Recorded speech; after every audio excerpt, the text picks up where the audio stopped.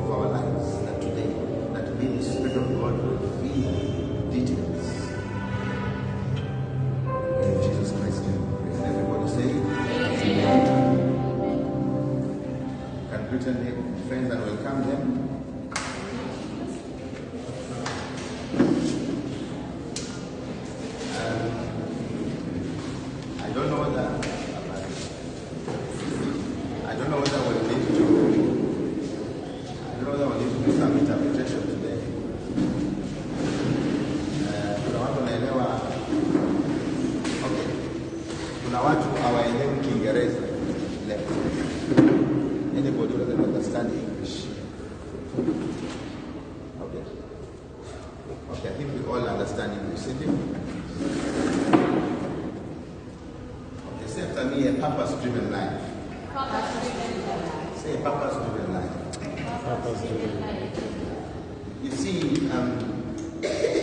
One most important thing that everybody, even Christians in the world today, and every time since we are born, is that we are struggling to discover our purpose in life.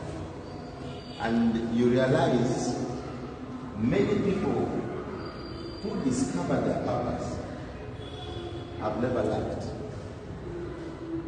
The problem, what happens is that since we are young and we are born, we are just being told we must study, and you get ambitions. You want to become a lawyer, you want to become a doctor, you want to become a professor, you want to become a teacher. So everybody is pursuing something to become somebody. And the world system has trained us that in order to be successful, you must study very hard, go to university, and sometimes get a good paying job, and then you start working. You understand? Now, what happens here? Spiritual emptiness is a universal disease. You know, people are empty because they are looking for their purpose. You'll find someone can even be doing something else, but is doing something that he was never born to do. And you'll find that every time he's doing something, he will never be satisfied. You can be shocked. Somebody is a lawyer and he was not born to be a lawyer, maybe he was born to be a doctor. Or somebody was born to be an evangelist, but he's doing something else opposite. Or someone was born to be a motivational speaker, or an encourager, or someone was born to be a social worker, but the person is selling tomatoes. In other words, we are growing, but our purpose is crying before us at the time. Do you know, when you make a product, you make it for a particular usage? For example, let's say that someone manufactured a car. What is the purpose of a car? It's to be driven, not so. Can a car and a boat work in the same place? No. A boat was made for what? Now, if you take a car and you enter in water, what's going to happen? You will shake. Do you understand? Because it was not made like that. Have you realized? Let me tell you, each and every one of us, when we were born, we were born to come and accomplish something. Say, I was born, to come and accomplish something. You're not just born every day to eat food, to go to work, come back home. It becomes a routine. That is, see, a life without an impact is not purposeful. You think God just let you come so that you can eat food, go and work and come and go and sleep? You think God allowed you to just come and do that? Where you wake up, you go and work, and you work, you get money, you come back, you watch TV, after watching TV, you sleep, tomorrow morning, you wake up, you go and work, you come back, you watch TV, you sleep. I mean, you know, that's a life that you are living, but who are you impacting? Which life are you changing? Everyone who did something for a purpose made somebody else's life better. Today we can say Bill Gates is a billionaire. Do you know why? He made something that the whole world needed. He made a Microsoft that made life easy for other people, and that's why he's a rich man. That when the moment you become purposeful, you started moving. I look at how many years I was busy studying for something. Went to university, even came out, said working, only to come and discover years after that my purpose was another direction. I should have studied the line of theory of Christ. But I was busy studying become finance. But, because I want to become a second accountant, I want to become this. Because that's what I was told. You must do what you think. But all that sitting in that office, big office doing everything, was not purposeful for what I was bought. In other words, I was not changing anything.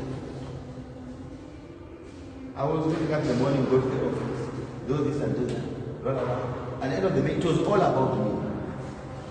It was all about me getting money, all about me getting food for my family. It was all around myself. Today, when I look back at someone telling me I would have died if you are not in my life, now I start seeing things. Oh, if I never met you, men of God, I think today I don't think I'll be in this situation. If I never met you, I don't think I would have got this job. You see, now I'm beginning to understand what purpose is. You see, there is something God has put in you that is unique to you that nobody else has it. Do you understand? Yes. Say there is something God has put in me that nobody has. I'm telling you. You see, you're busy undermining yourself, but the world needs you. The only problem that you have not discovered your God-given purpose. Yes. You see, there are people here who are born teachers. Their gift is to teach. They are born to teach. And when they teach, there is an anointing. Do you understand? Yes. And there are people who train how to teach. Yes. So there are teachers who are teaching, but it's not their purpose. Do you get what I'm trying to say? Yes. They are teaching, but it's not their God-given purpose. They are not born to do that. But they because they don't fail to discover their purpose, they are just doing what they think they can do. And yet, when you get someone who is in that office, you can make him at midnight and go and teach. And when he teaches, everybody understands. Because he was born to do that. He was born to impact life with other people. He was given a gift that when he teaches, the anointing of God comes. You see, without him, some of us, do you know that there are some of your teachers who once taught you. After today, you remember that teacher changed my life. Yes. Not all of them, but there are particular teachers that came in your life. Even until today, you remember. If not that teacher, I think I was going another direction. Now those kind of teachers are teachers that were born with a purpose. Do you understand? There are people when they touch your hair, you'll never go in your hands. Just stylist. It's like there is some gift God has put in their hands. You will go, there are people who go to school to learn how to make hair. But there are people who have never even stepped the hair school. But when they touch your hair, they can do it 100 times better than the one who was done. Can you imagine? God can make you a hairstylist for a purpose. Hey, I'm joking. I'm telling you. You see, people don't understand. The Bible says your gifts will make your way for you. It will bring you before kings. Yes. Do you know you can be such a good person that the president will demand you to do the hair? Do you understand? Yes. And there are people who are studying right now how to do hair. For you, you are born with a God-given talent. What started to do, you do it naturally. There are people who God gave an ability to draw. You understand? What is happening? It's okay, no. You see, an ability to draw. Do you understand? So nobody can do it better than them.